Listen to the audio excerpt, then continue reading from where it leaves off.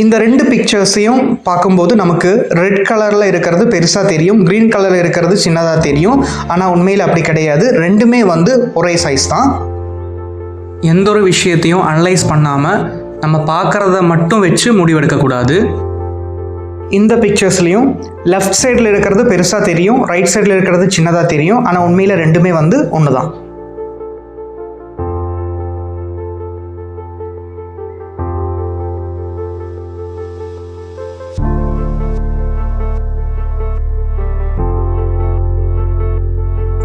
இந்த பிக்சர்ஸும் அதே மாதிரி தான். மேலே இருக்கிறது நமக்கு சின்னதாக தெரியும், கீழே இருக்கிறது பெருசாக தெரியும்.